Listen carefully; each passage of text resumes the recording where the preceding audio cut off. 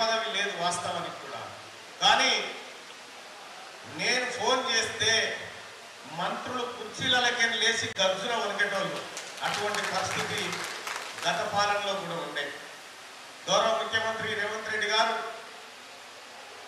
నాకు అత్యంత ఆప్తులు, సన్నిహితులు, మీ అందరికి తెలిసినటువంటి విషయమే. నేను ఏ చిన్న సూచన చేసినా గౌరవ ముఖ్యమంత్రి గారు ఖచ్చితంగా దాన్ని పాటిస్తాడు, దాన్ని ఇంప్లిమెంట్ చేసేటువంటి ప్రయత్నం చేస్తాడు. సరే, వాస్తవానికి మీరు అనుకుంటున్నట్టు తీన్మార్ మల్లన్న ఎమ్మెల్సీగానే ఉన్నాడు, ఇంకొక స్టెప్ ముందుకు పోవాలని కోరుకుంటా ఉన్నాడని చెప్తా ఉన్నారు. తీన్మార్ మల్లన్న ఎమ్మెల్సీగా ఉండాలన్నా, మంత్రిగా ఉండాలన్నా, లేదంటే ముఖ్యమంత్రిగా ఉండాలన్నా అనేది ప్రజలు డిసైడ్ చేస్తారు. కాబట్టి ప్రజలారా, మీరు ఏం చేయాలనుకుంటే అది చేయొచ్చు. ప్రజలే దేవుళ్ళు, ప్రజాస్వామ్యంలో ప్రజలే గొప్పవాళ్ళు. ఈ పట్టభద్రుల ఎమ్మెల్సీ ఎన్నికల్లో ఓటింగ్, సాధారణ ప్రజలకు ఓటింగ్ ఉండదు,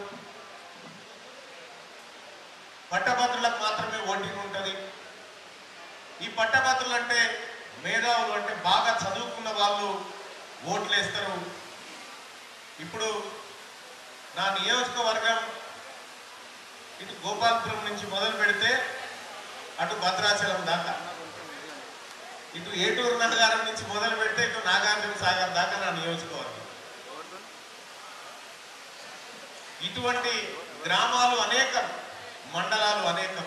34 మంది ఎమ్మెల్యేలు, 5 ఎంపీలు, 7 మంత్రులు నా పరిధిలో ఉన్నారు.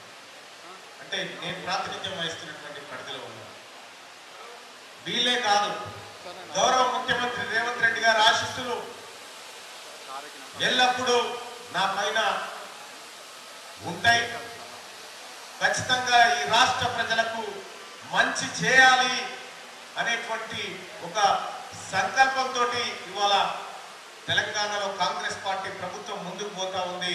అందులో నేను భాగస్వామిని అయినందుకు నేను ప్రభుత్వానికి, నన్ను భాగస్వామ్యం చేసినటువంటి మీ అందరికీ కృతజ్ఞతలు తెలియజేస్తూ, సోదరులారా, మండలం అనేటువంటి విషయం చాలా మంది పెద్దలు చెప్పినారు.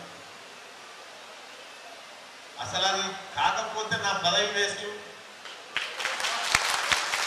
కాబట్టి మీరెవరు కూడా దాని గురించి పెద్దగా ఇబ్బంది పడకండి. మొదటి వారంలో, జూలై మొదటి వారంలో నేను ఈ మండల నాయకత్వాన్ని, గ్రామ నాయకత్వాన్ని ఆహ్వానిస్తున్నా. ముఖ్యమంత్రి గారితో భేటీకి ఈ సమస్యని ఆయన దగ్గర తీసుకుపోవడానికి రావాల్సిందిగా మీ అందరిని ఆహ్వానిస్తా ఉన్నా.